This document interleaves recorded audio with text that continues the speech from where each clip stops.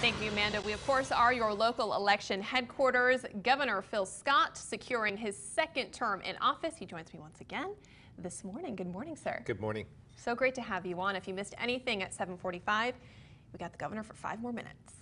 Talk about your campaign against Christine Hallquist. It certainly had some tense moments. It was historic in its own right for Vermont and nationwide. But in general, at least from many people's opinion, certainly mine, it seemed very civil. Yeah, and it was. You know, throughout my political life, I've treated others the way I want to be treated. And I've never run a negative campaign. This is my 10th election. Yeah. And I didn't intend to. I've instructed my campaign team. I didn't intend to start running negative now. That's not worth it to me. Running for office is a privilege, and I believe that it shows a lot about your character. And we chose, from my perspective and Christine's, to run a campaign based on the issues rather than the political rhetoric that we're seeing and the divisiveness that we're seeing throughout the country. How do you think that that can reflect on the national level? How do you think Vermont can kind of pave the way where that's concerned, this civility?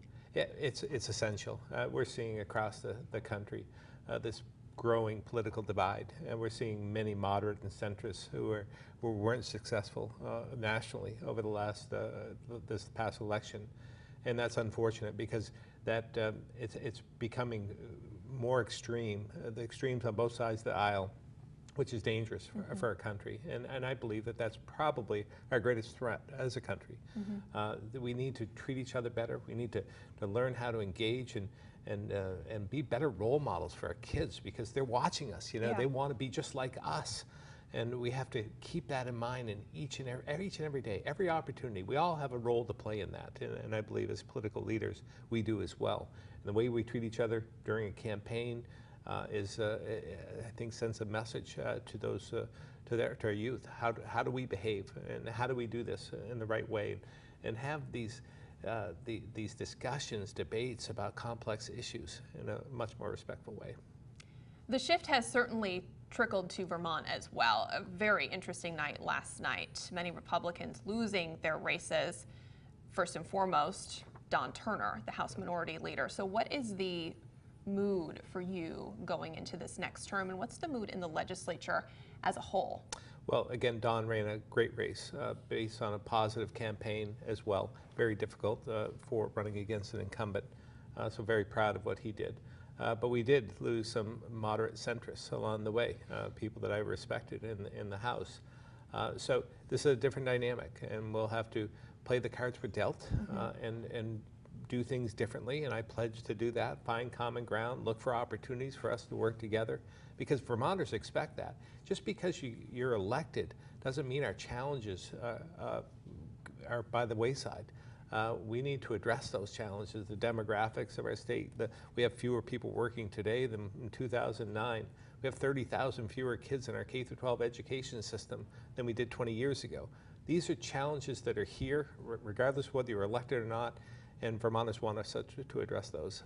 Speaking of all of those challenges that we face, what's something that will keep you awake for the next 2 weeks, sir? Well, it's those 3 issues that I talk about all the time. It's about growing the economy, making Vermont more affordable, and protecting the most vulnerable. Each and every one of them keeps me up at night, particularly public safety, and because that's the highest priority of any government, and certainly falls on the shoulders of the governor. And I take that responsibility seriously. So protecting the vulnerable, protecting Vermonters is my first priority. Is there anything you want voters to know, those voters who did vote for you and those who didn't, as you head into this next term? Well, I'm no different yesterday than I am today.